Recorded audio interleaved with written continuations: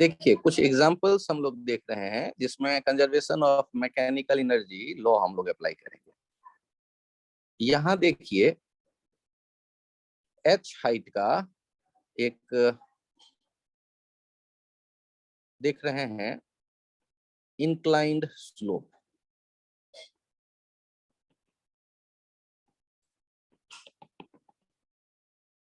और यहाँ एक ब्लॉक था, इस ब्लॉक को रेस्ट से रिलीज किया गया। Block is released from rest. तो जैसे ही आपने रिलीज किया और ये सरफेस है स्मूथ, तो ब्लॉक भागते हुए नीचे आएगा। तो जब ब्लॉक भागते हुए नीचे आएगा तो उसके पास वेलोसिटी होगी। ये वेलोसिटी कितनी है ये हम जानना चाहते हैं ए से बी आते आते। तो सोचिए कि ए से बी आने पर काइनेटिक एनर्जी क्या होते दिख रहा है, बढ़ते दिख रहा है या कम होते? तो हम कहेंगे गेन इन काइनेटिक एनर्जी, और ये किसके बराबर हो जाएगा? तो एक यदि बढ़ता है तो कोई दूसरा अमाउंट घटता होगा। पोटेंशियल एनर्जी के बारे में क्या विचार है? पोटेंशियल एनर्जी ए से बी आने पर बढ़ा या घटा? Loss in potential energy. अब देखिए गेन कितना हुआ, हाफ एम वी स्क्वायर, और लॉस पोटेंशियल एनर्जी में कितना हुआ, एम जी एच। तो वी का वैल्यू कितना हो गया, √2 GH। यदि ये कंजर्वेशन ऑफ एनर्जी हमें नहीं समझ में आए तो ये क्वेश्चन हमसे नहीं बनेगा, क्योंकि ये स्ट्रेट लाइन मोशन वाला फॉर्मूला तो यहाँ हम नहीं लगाएंगे, और एनर्जी के बारे में हम सोच सकते हैं।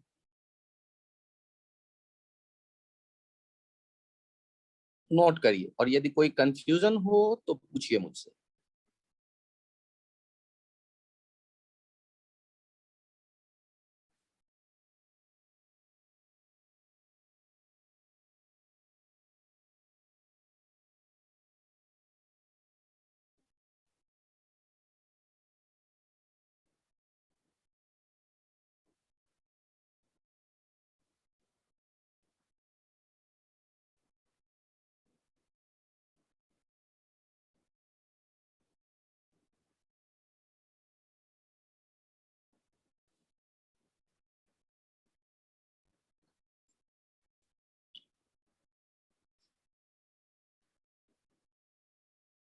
नेक्स्ट क्वेश्चन देखें।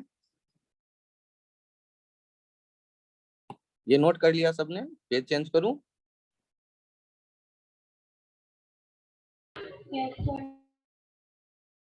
नेक्स्ट चेक करिए। देखिए यदि आपसे कहा जाता है एक ब्लॉक है जो यहां एच हाइट के ऊपर से ड्रॉप किया गया,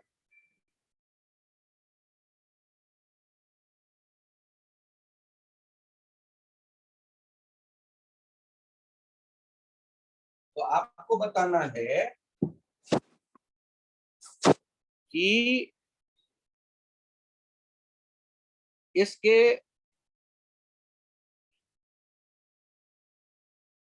ग्राउंड तक आते आते,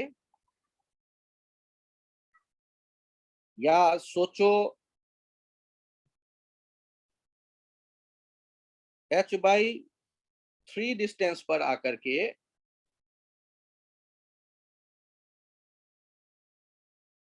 कुछ ना कुछ वेलोसिटी होगा, ब्लॉक इज ड्रॉप।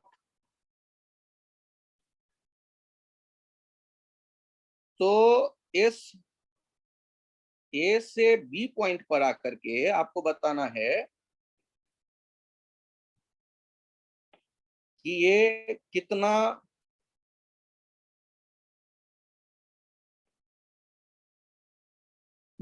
वेलोसिटी है, कितना काइनेटिक एनर्जी होगा, फाइंड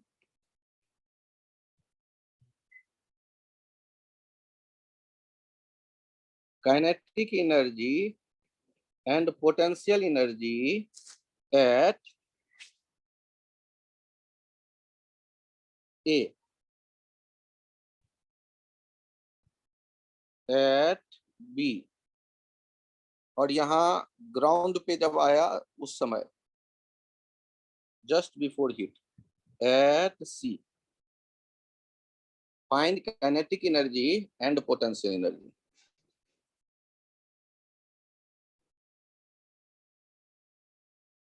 यहां पर एक और काम कर देते हैं, also find mechanical energy ME, जो किसके बराबर है, kinetic energy plus potential energy at these points A, B and C। हमें ये काइनेटिक और पोटेंशियल एनर्जी के और साथ साथ फिर मैकेनिकल एनर्जी के बारे में बात करना है।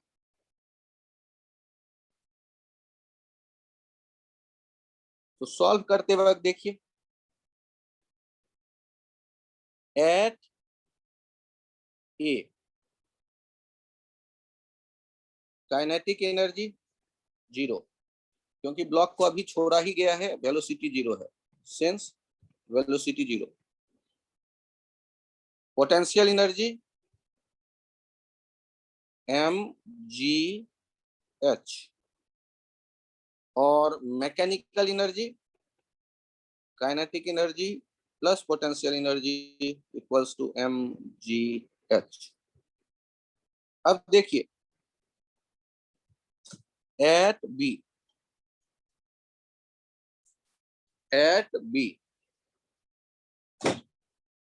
पोटेंशियल एनर्जी तुरंत दिख गया, mg ग्राउंड से हाइट देखिए h minus h/3 to mgh/3। Kinetic energy ये कैसे सोचूं, उसके लिए रूल अप्लाई करते हैं, loss gain in kinetic energy equals to loss in potential energy. और लॉस यहां से क्या पता चल गया, kinetic energy at B minus 1 पर क्या है 0 इक्वल्स टू mgh/3, क्योंकि h/3 हाइट नीचे आया है, जितना नीचे आया वही लॉस होगा। तो हम लोगों को ये पता चल गया यहां से कि काइनेटिक एनर्जी कितना हो जाएगा,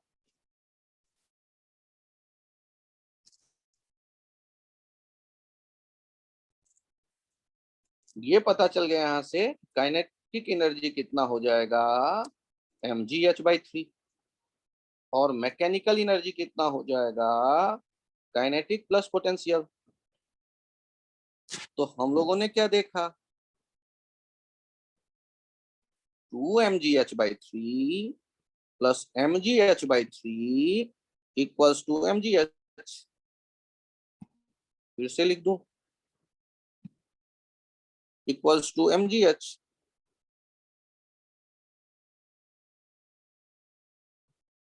और आप यदि बात करते हैं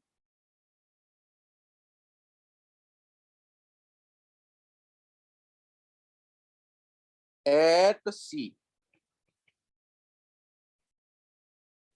potential energy 0, kinetic energy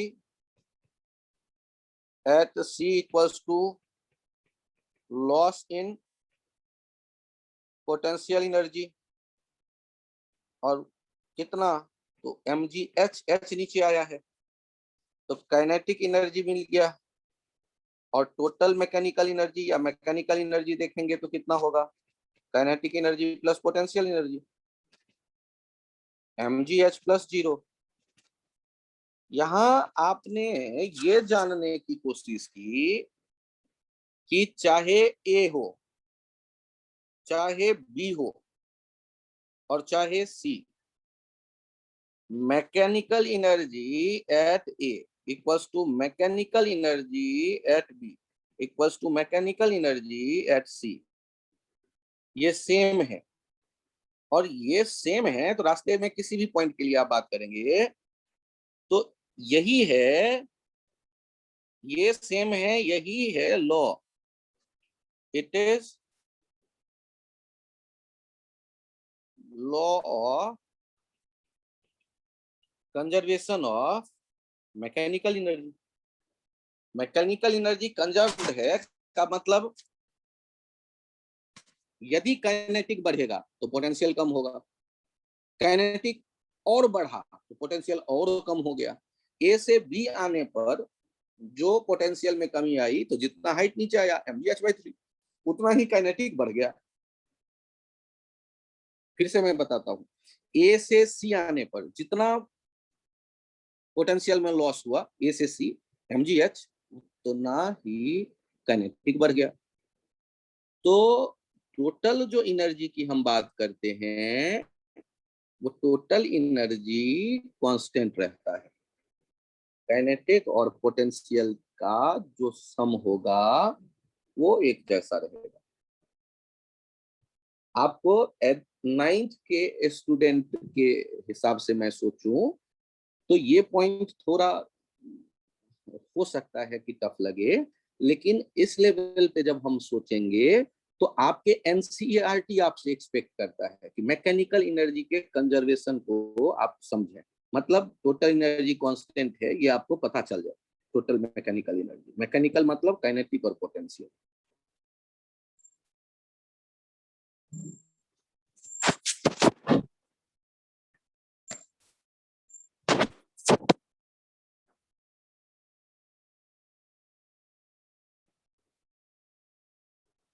sir मैं शुरू कहाँ से करूं लिखना?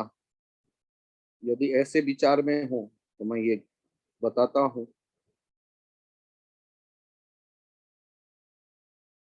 ये तो क्वेश्चन हुआ गया ऊपर दो पार्ट में, डायग्राम बना है और एक तरफ क्वेश्चन लिखा है और सॉल्यूशन आपका शुरू हो रहा है यहाँ से।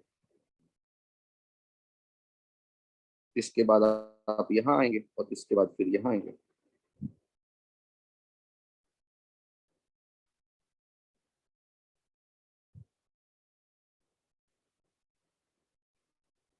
ये सिंबल में काम करना आपको नहीं पसंद हो तो मैं अगले पेज पे डाटा दे करके न्यूमेरिक वे में भी क्वेश्चन आपसे पूछ लूंगा सॉल्यूशन।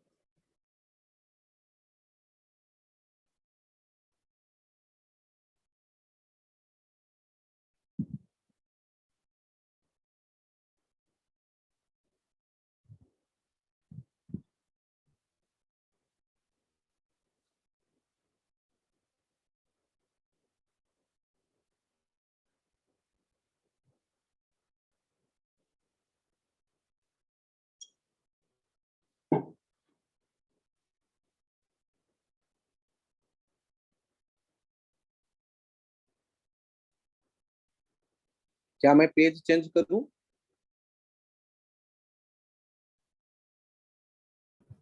Yes, sir.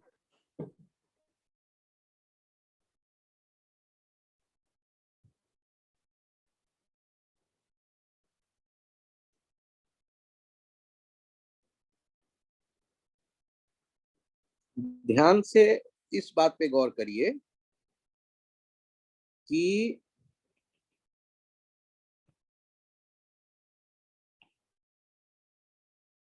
स्मूथ एक सरफेस दिया गया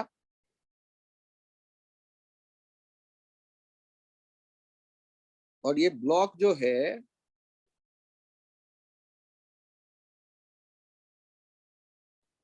block is released from rest. ये पॉइंट मैं कह देता हूं ए। ब्लॉक आगे आएगा, बी पे पहुंचा, फिर ब्लॉक यहां पर आया सी पे, फिर वो यहाँ पे आया डी पे, और फिर यहाँ आया ई वाले पॉइंट पे। इनके हाइट मैं बता देता हूं,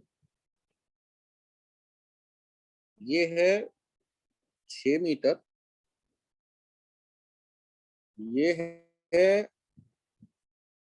4 मीटर, और ये है 2 मीटर। आपको बताना क्या है,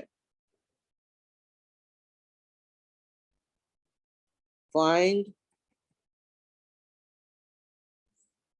VA, sorry VB, VC, VD and VE। ये स्पीड बताने हैं।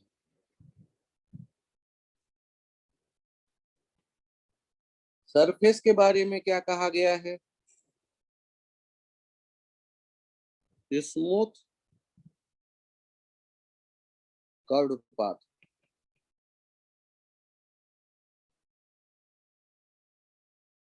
अब छोटे छोटे टुकड़ों में काम करेंगे हम लोग। फॉर VB, कहां से कहां तक सोचते हैं, A to B। गेन होते दिखा या जो लॉस दिख रहा है उसी की बात कर लूं। हाइट कम हुआ, loss in potential energy, gain in kinetic energy. कितना नीचे आया, mg इंटू 6,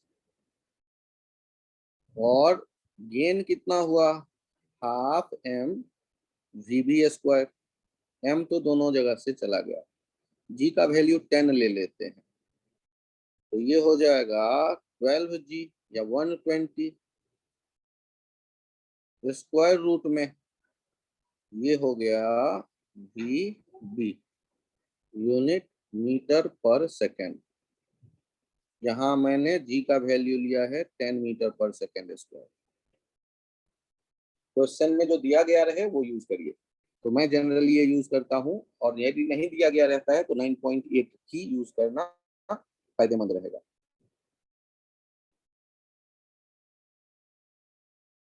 तो ये VB की कहानी हो गई।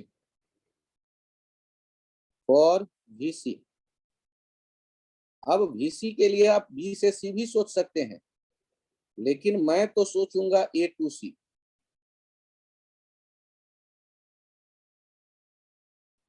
A पर कोई काइनेटिक एनर्जी नहीं है, लेकिन A से C आने पे गेन इन काइनेटिक एनर्जी हम कहेंगे। इसके बराबर लिख देंगे लॉस इन पोटेंशियल एनर्जी।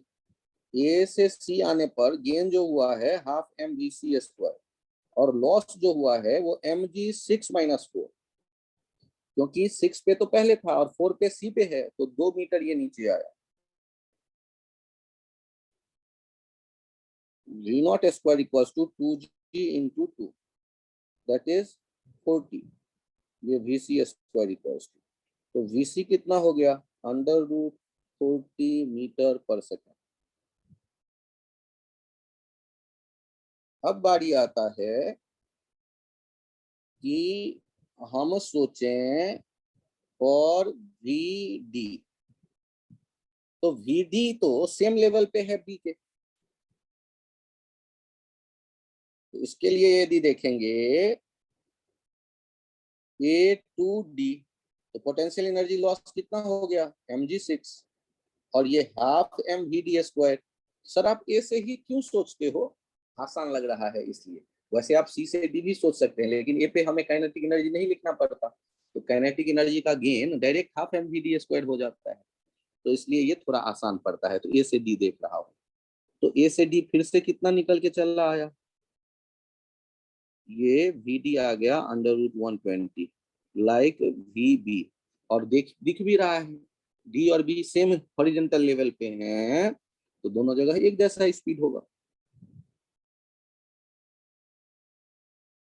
तो ए से डी हो गया। अब कहानी ई के लिए भी तो है, ई को भी तो देखना पड़ेगा। ई के लिए देखते हैं।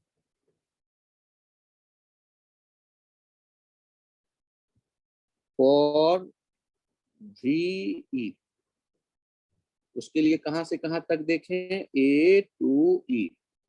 पोटेंशियल एनर्जी में लॉस कितना हुआ, mg 6 - 2।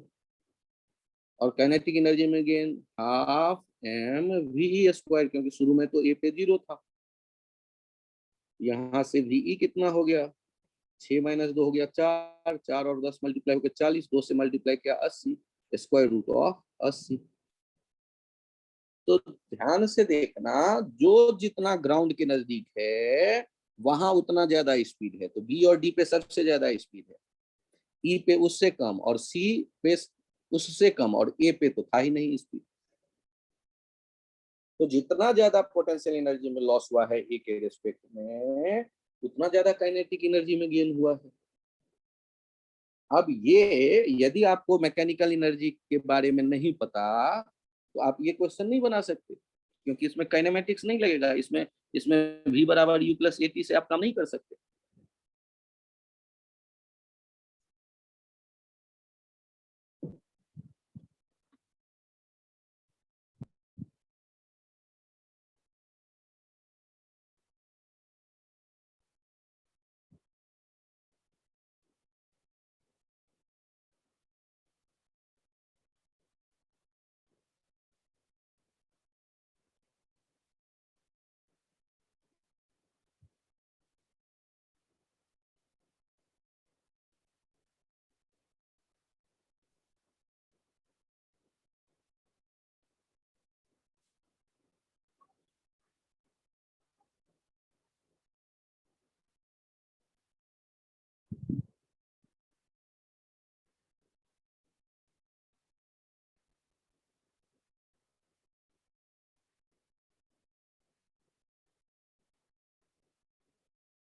जिन लोगों के ये समझ में आया हो, प्लीज हैंड राइज करें।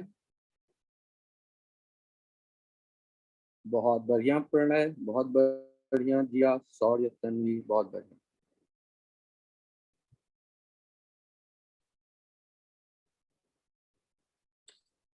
एक कंसेप्ट बताता हूं और उसके दो एग्जाम्पल, ध्यान से सुनो। When force of constant magnitude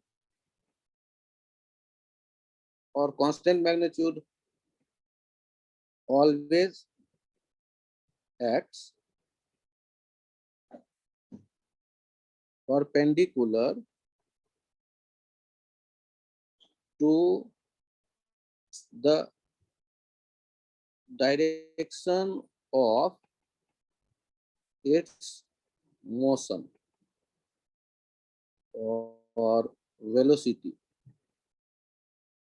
then path will be circular and the force is called centripetal force.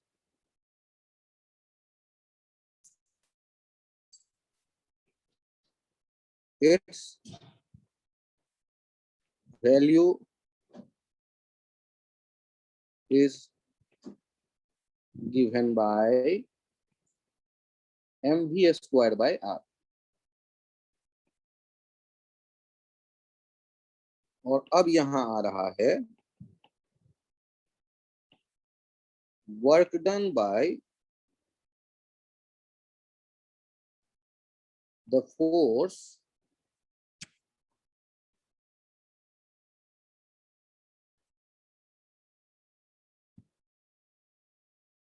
which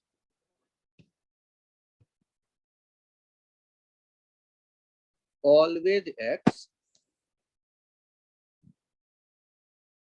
perpendicular to the velocity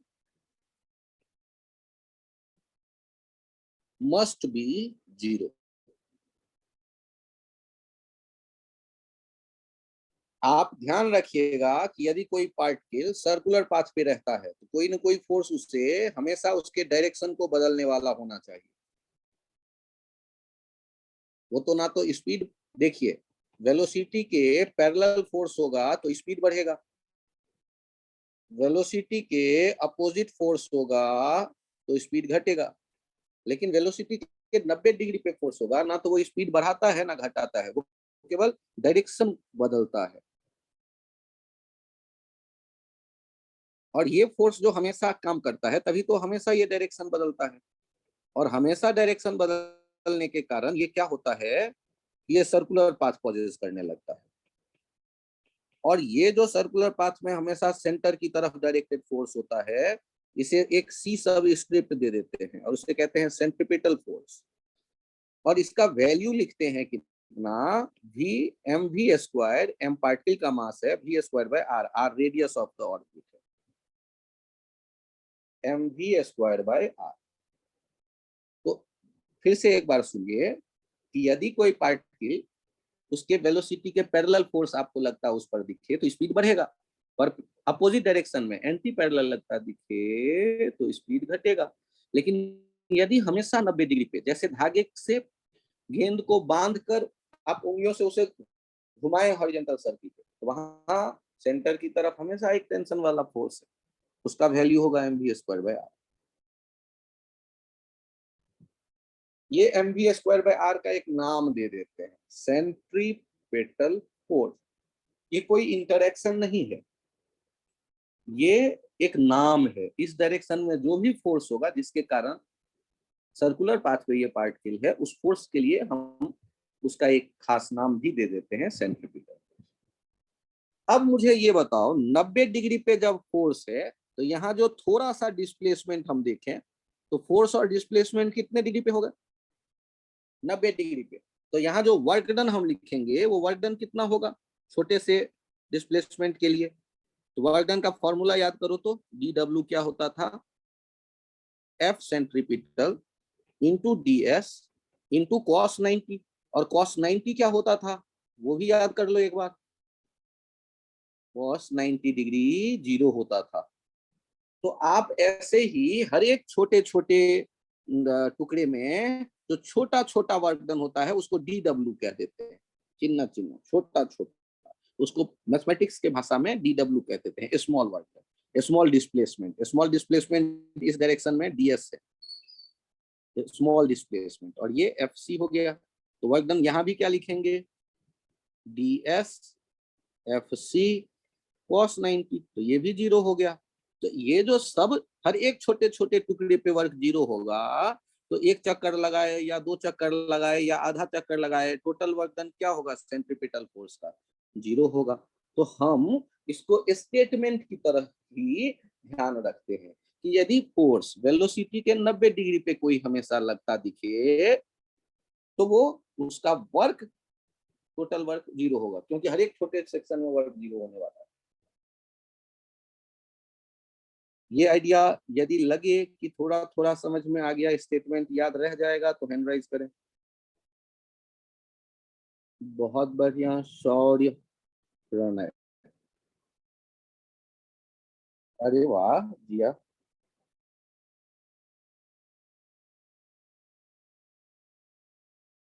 बहुत बढ़िया। तो हम लोगों ने क्या सोचा कि यदि सर्कुलर पाथ है और तो एक फोर्स जरूर होगा जो हमेशा उसके डायरेक्शन को बदलेगा, वो सेंटर की तरफ लगता है, जिसे हम सेंट्रीपिटल फोर्स नाम दे देते हैं, सेंट्रीपिटल फोर्स। और उसका वैल्यू किसके बराबर होता है, उसका वैल्यू हो जाता है किसके बराबर, m v square by r के बराबर, जहाँ m है पार्टिकल का मास, r है रेडियस। और खास क्या, ये एफ सी से शो करते हैं इसे, और ये कोई एक्चुअल फोर्स नहीं है, ये जस्ट बस एक आप कह लो कि नाम दे दिया गया है, जिस किसी भी कारण से ये फोर्स होगा। जैसे अर्थ के चारों तरफ मून, चंदा मामा घूम रहे हैं अर्थ के चारों तरफ मून, तो मून पे कोई, क्या उसको हम अर्थ से रस्सी से बांध के घुमा रहे हैं जैसे बॉल को घुमाते हैं? नहीं। तो मून पे ग्रेविटेशनल फोर्स, ग्रेविटी पुल करता है, जैसे पेड़ के सेब को पुल करता है अर्थ, वैसे मून को भी पुल करता है अर्थ, और उसी पुलिंग फोर्स के कारण, जो कि हमेशा उसके वेलोसिटी के परपेंडिकुलर है, मून सर्कुलर पाथ पे घूम रहा है अर्थ के चारों तरफ, और अर्थ घूम रहा है सन के चारों तरफ। वहां पाथ सर्कुलर नहीं है, वहां थोड़ा सा अलग है, एलिप्टिकल। एलिप्स क्या होता है? टेढ़ा मेढ़ा सर्किल, दो रेडियस वाला। और उसमें जो फोर्स होगा वो भी ग्रेविटेशनल फोर्स के कारण वो एलिप्टिकल सर्किल, एलिप्टिकल पाथ पे अर्थ घूम रहा है सन के चारों तरफ। तो सेंट्रीपेटल फोर्स सर्कुलर में ही चर्चा में आता है, क्योंकि हमेशा सेंटर की तरफ डायरेक्टेड सर्कुलर में ही रहता है ये फोर्स, जिसके कारण ये सर्कुलर पाथ मेंटेन रहता है। और उसका वैल्यू, स्पीड यदि भी है, रेडियस आर है, तो mv स्क्वायर बाय आर ही होता है, चाहे जिस कारण से वो बनता हो। और उसका वर्क डन क्या हो जाता है? वर्क डन हमेशा जीरो होता है, उसका वर्क डन हमेशा जीरो होता है। कारण क्या बोलेंगे हम कि 90 डिग्री पर डिस्प्लेसमेंट के हर एक छोटे, टोटल डिस्प्लेसमेंट लेके मत अकल लगाना कि पता चला सर आधा सर्किल लगाया तो डिस्प्लेसमेंट तो 2r हो गया, उससे क्यों नहीं मल्टीप्लाई करते हो फोर्स को? तो यहाँ फोर्स का डायरेक्शन बदल रहा है, तो जहाँ फोर्स का डायरेक्शन बदल रहा होता है, वहां हमें हर एक छोटे छोटे टुकड़े का वर्क निकालना पड़ता है, और फिर उन्हें इकट्ठा करना पड़ता है, तब जाके टोटल वर्क डन आता है। वेरिएबल फोर्स हो, चाहे डायरेक्शन बदले या मैग्नीट्यूड, हमें छोटे छोटे रास्ते के टुकड़े पर वर्क निकालकर फिर उन्हें ऐड करके टोटल वर्क डन मिलता है। डायरेक्ट टोटल डिस्प्लेसमेंट लेकर के हम नहीं वर्क लिख सकते।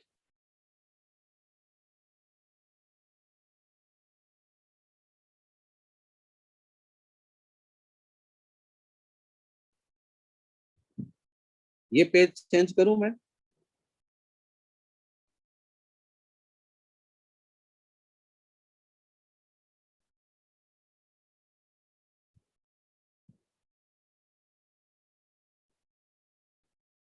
बहुत, ये देखना, यहाँ एक बॉल था m मास का, और l लेंथ का ये धागा है, और ये फिक्स पॉइंट है, ये है string. Ball is released from rest. आपको क्या लगता है, ये यहां से घूमते हुए यहां तक आया होगा या नहीं?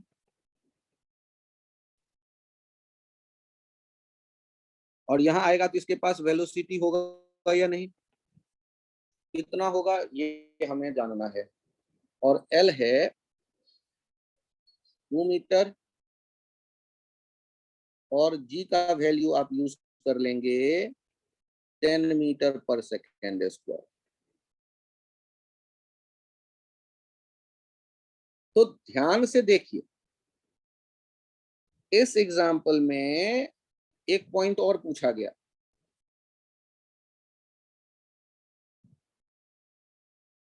ये A, ये B। एग्जाम्पल में क्या क्या पूछा गया? फाइंड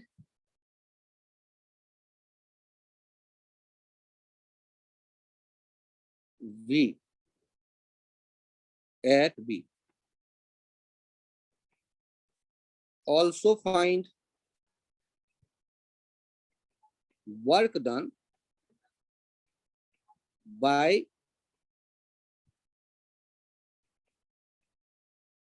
स्ट्रिंग फोर्स, इसको टेंशन कह देते हैं, या इसको T से शो करते हैं, ऑन बॉल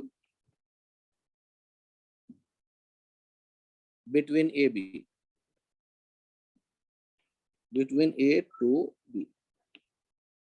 जल्दबाजी मत करिएगा, मेरे साथ आराम से देखिए।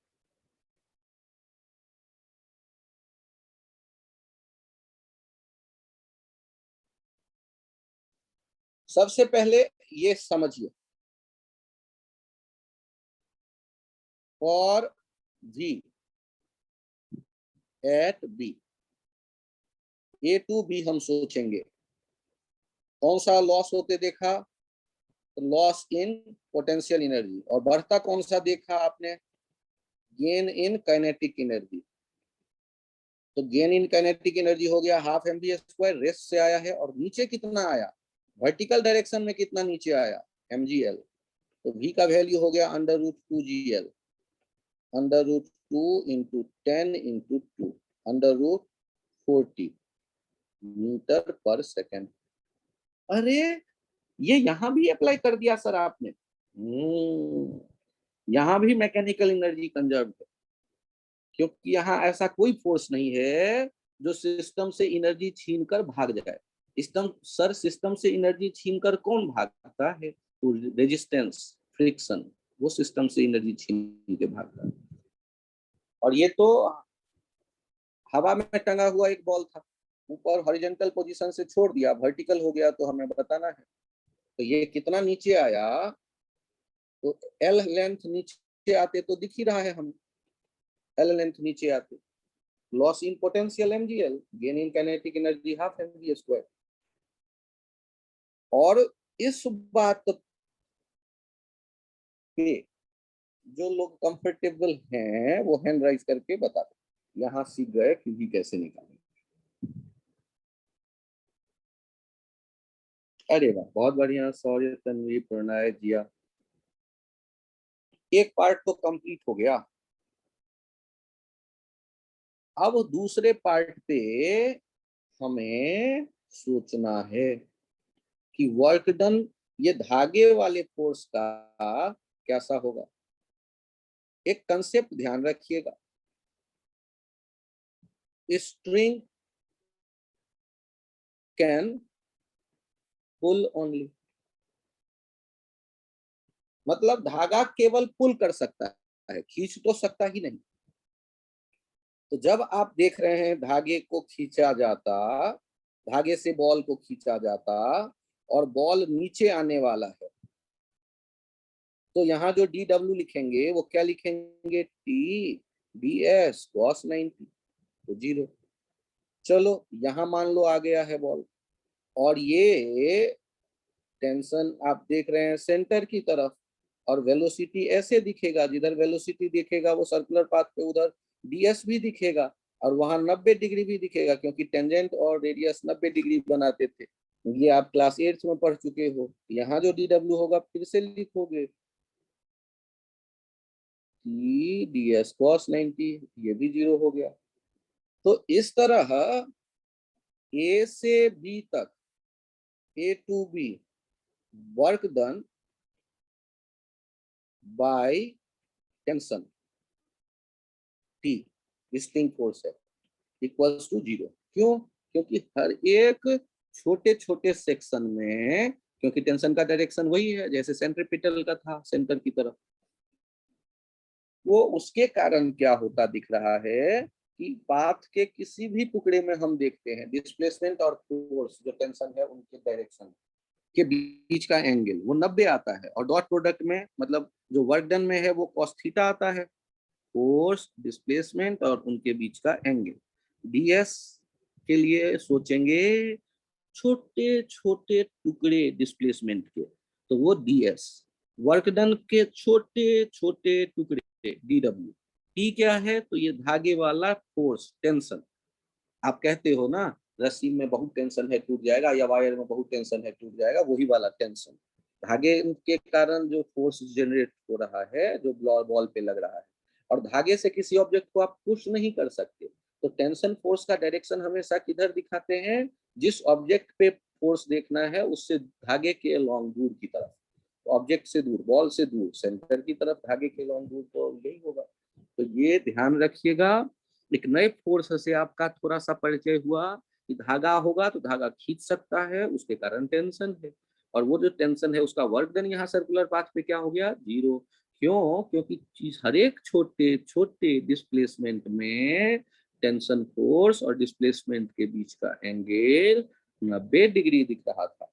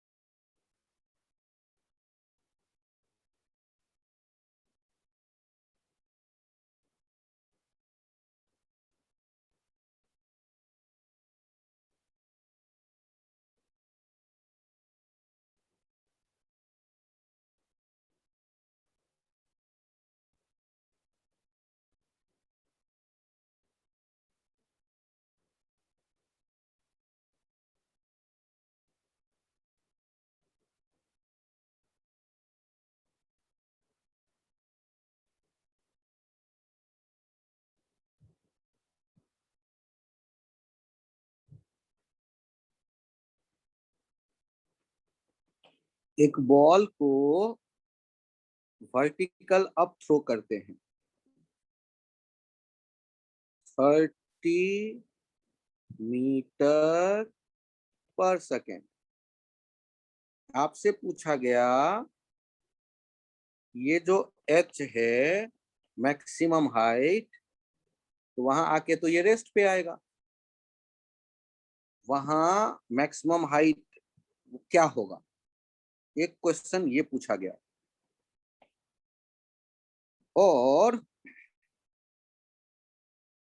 दूसरा क्वेश्चन पूछा गया कि जब ये ऊपर जा रहा होगा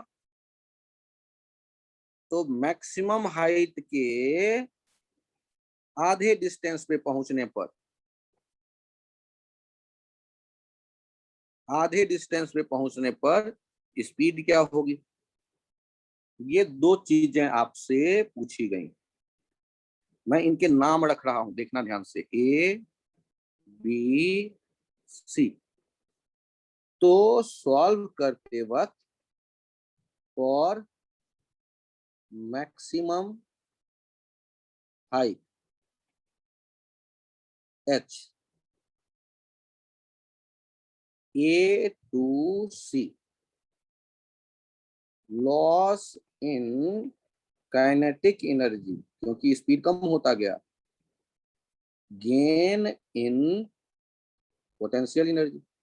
एच हाइट जाके कितना बढ़ा लिया इसने पोटेंशियल, mgh, और लॉस काइनेटिक एनर्जी हो गया हाफ m/t²। ये m और m चला गया, 900/2 इक्वल्स टू 10 इंटू एच, ये 0 भी चला गया, h का हाइट आ गया 45 मीटर। अब देखिए आगे हम जानना चाहते हैं फॉर v एट h/2। इसके लिए कहां से कहां तक सोचेंगे, a टू b, h/2 का मतलब 45/2। अब a टू b में हम क्या लिख रहे हैं, फिर से देखना, loss in kinetic energy gain in potential energy. Loss in kinetic energy कितना हुआ, तो लॉस का मतलब क्या, के एट ए माइनस के एट बी। लॉस का मतलब पहले ज्यादा था और बाद में कम, और गेन कितना होते दिख रहा है, h/2 हाइट ऊपर आया तो mgh/2। काइनेटिक एनर्जी देखना, half m/30² minus half mv², ये mg 45/2, और जी के बदले भी कर देते हैं 10। m जो है वो दोनों जगह से कैंसिल आउट हो गया, ये 2 जो है ये भी दोनों जगह से कैंसिल आउट हो गया। 900 minus v square equals to 450, तो वी स्क्वायर इक्वल्स टू हो गया 900 माइनस 450, वी हो गया अंडर रूट 450, यही हो गया वेलोसिटी। आराम से देखिए, तो हमने स्ट्रेट लाइन मोशन छोड़कर एनर्जी कंजर्वेशन के आइडिया को अप्लाई किया। तो एक ही क्वेश्चन बनाने के हमारे पास अब 2 रास्ते मिल गए हमें। जो थोड़ा मेहनत कर लेते हैं उनको एनर्जी कंजर्वेशन वाला रास्ता आसान लगने लगता है। एक एनर्जी बढ़ेगा, एक एनर्जी कम होगा।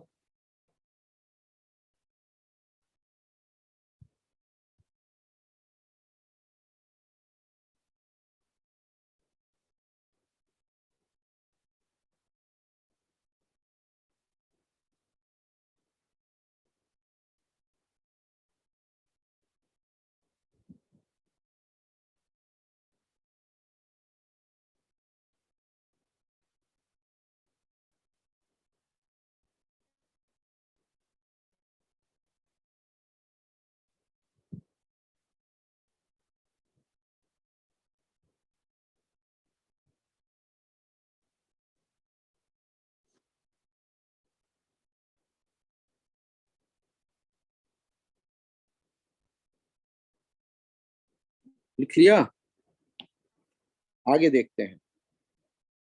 यहाँ एक नया टर्म इंट्रोड्यूस कर रहा हूं, स्प्रिंग फोर्स। ये प्रैक्टिकल एक्सपीरियंस से आप मुझे बताओ कि स्प्रिंग जब अपने नेचुरल लेंथ में होता है, नेचुरल लेंथ L0 उसका नेचुरल लेंथ है, क्या तब कोई स्प्रिंग फोर्स लगाएगा? यदि इसको हमने छत से ऐसे टंगा हुआ देखा, ये L0 लेंथ का, तब तो ये कोई फोर्स नहीं लगाएगा। लेकिन यदि इससे एक ब्लॉक आपने लटकाया, तो आपको क्या लगता है कि ब्लॉक को लटकाएंगे तो क्या वो अब भी L0 लेंथ में रहेगा? क्या वो अभी भी नेचुरल लेंथ में रहेगा या कुछ इनलोंगेट हो जाएगा?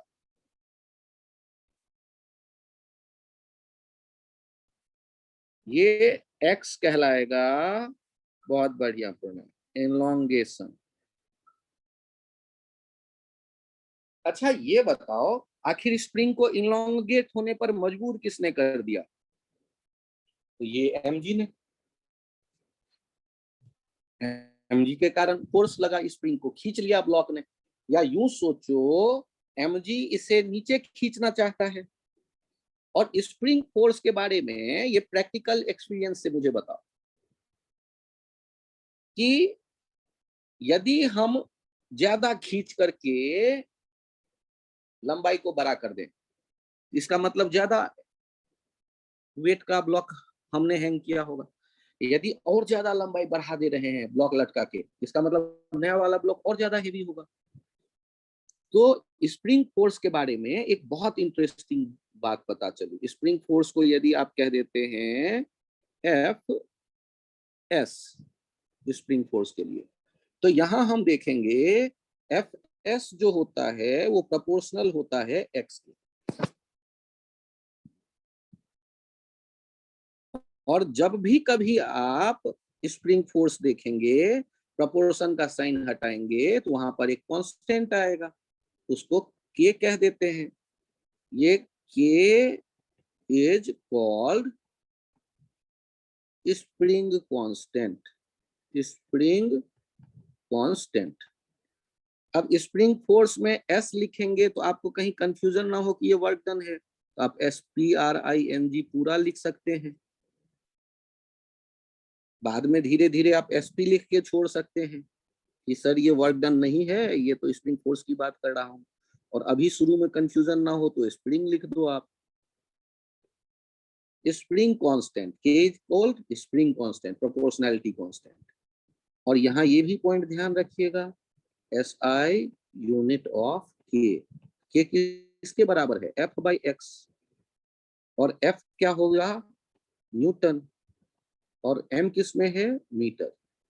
SI unit of F newton पर मीटर। ये इंटरनेशनल सिस्टम में जो ये यूनिट होता है।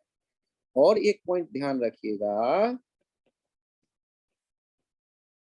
K will change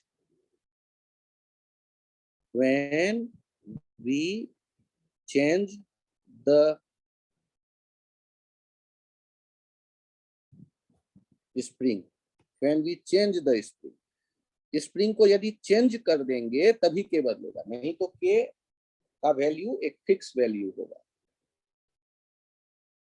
और एक पॉइंट ध्यान रखिएगा, यहाँ x क्या है, इस जगह जो x है,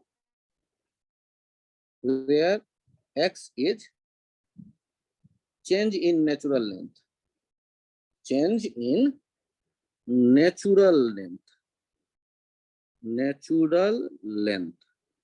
यदि स्प्रिंग को हम दबाएंगे तब भी फोर्स आएगा के एक्स, और स्प्रिंग को हम लंबा कर देंगे, उसके लेंथ से एक्स बढ़ा देंगे तब भी फोर्स आएगा के एक्स। और स्प्रिंग का फोर्स क्या चाहेगा, स्प्रिंग का फोर्स अभी जैसे इस ब्लॉक को क्या करना चाहता होगा, स्प्रिंग का फोर्स नीचे धकेलना चाहेगा या ऊपर खींचना चाहेगा, ऊपर खींचना चाहेगा। तो ये किसके बराबर लिखेंगे आप, के एक्स के बराबर लिखेंगे आप। आपको के दे दिया गया होगा, के का वैल्यू है मान लो 200 न्यूटन पर मीटर, और मास है 8 kg। आपको बताना है इनलोंगेशन एक्स का वैल्यू। तो इस एग्जांपल में ध्यान से सोचो, ब्लॉक को क्या हम देख रहे हैं, block is at rest, block is at equilibrium.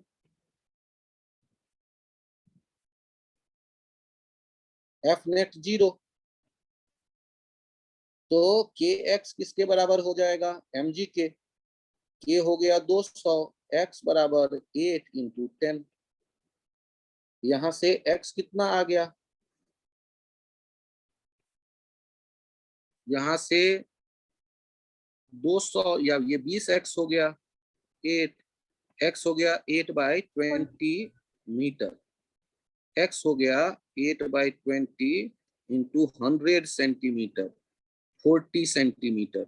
मतलब जो ब्लॉक आपने लटकाया है और 8 kg का, और यदि वो रेस्ट पे है, और स्प्रिंग का स्प्रिंग कांस्टेंट 200 न्यूटन पर मीटर दिया गया है, तो स्प्रिंग कितना खींचा गया होगा, स्प्रिंग खींचा गया होगा, वो वैल्यू है 40 सेंटीमीटर।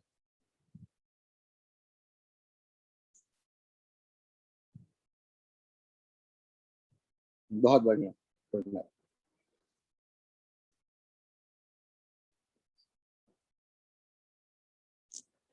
यहाँ एक पॉइंट और ध्यान रखिएगा कि स्प्रिंग को जब भी आप दबाते हैं या खींचते हैं तो स्प्रिंग में एक एनर्जी जमा हो जाता है।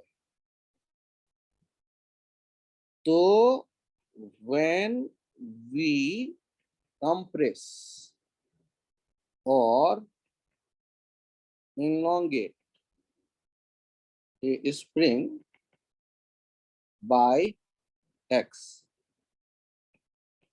then potential energy of spring equals to half k x square. Spring potential energy equals to half k x square, always positive, always positive होता है ये। जहां x क्या है, इनलोंगेशन और कंप्रेशन। तो एक तो आपको फोर्स लिखना पता चल गया, के एक्स, कुछ किताबों में ये F माइनस के एक्स लिख देता है, माइनस ये बताने के लिए कि जिधर वो एक्स चेंज करेंगे उसके अपोजिट स्प्रिंग फोर्स लगाएगा। यदि स्प्रिंग को खींचकर आपने लंबा कर दिया तो स्प्रिंग अपोजिट डायरेक्शन में अपने नेचुरल लेंथ को पाने के लिए कोशिश करते हुए फोर्स लगाएगा। तो ये स्प्रिंग पोटेंशियल एनर्जी जब भी लिखना होगा तो हम पता करेंगे कि स्प्रिंग का नेचुरल लेंथ से कितना हमने उससे चेंज किया हुआ है, कितना खींचकर बड़ा कर दिया है। सोचो ना, स्प्रिंग वाले गन आते हैं, छोटा बच्चा खेल रहा हो, गन के डार्ट पुट करके और वो आपकी तरफ फायर करे, चोट तो लगेगा। तो वो जो आया एनर्जी डार्ट के पास कहाँ से आया? तो आप जब बच्चे ने उस डार्ट को गन में प्रेस किया तो स्प्रिंग को दबाया और वो स्प्रिंग में वो उस लड़के का वर्क जमा हो गया। जब वो ट्रिगर पुल करता है तो स्प्रिंग वाला एनर्जी डार्ट को मिलता है, डार्ट के पास काइनेटिक एनर्जी आ जाती है, वो आपके आप आकर टकराएगा, आप चिल्लाओगे, साउंड एनर्जी में बदल जाएगा। तो एनर्जी का एक फॉर्म से दूसरे फॉर्म में बदलना आप देख रहे हो। तो एक तो था ग्रेविटेशनल पोटेंशियल एनर्जी mgh, एक और पोटेंशियल एनर्जी आज आपने देखा स्प्रिंग पोटेंशियल एनर्जी हाफ के एक्स स्क्वायर। स्प्रिंग का फोर्स दोनों सिरे पर एक ही जैसा होता है, ध्यान रखिएगा, के एक्स। और एक्स क्या होता है? टोटल चेंज इन लेंथ, चाहे वो लेफ्ट साइड खींचे या राइट साइड खींचे, टोटल चेंज जो हुआ है लेंथ में, और वही फोर्स होगा और दोनों सिरे पे अपोजिट डायरेक्शन में होगा। आप तो एक सिरे पे कहीं एनालिसिस करते हो जनरली, तो वो ध्यान रखना, इलोंगेटेड है तो लेंथ को छोटा करने के लिए स्प्रिंग फोर्स लगा रहा होगा, और यदि कंप्रेस्ड है तो लेंथ को बड़ा करने के लिए फोर्स जनरेट करेगा। वो स्प्रिंग अपने नेचुरल लेंथ में जाने की कोशिश करता है, ये ध्यान रखिए। अभी के लिए इतना ही रखते हैं, और डेली प्रैक्टिस प्रॉब्लम सीट है उन्हें ट्राई कर लीजिएगा। हाँ ओके, रिकॉर्डिंग मैं सेंड कर दूंगा। Thank you, bye bye.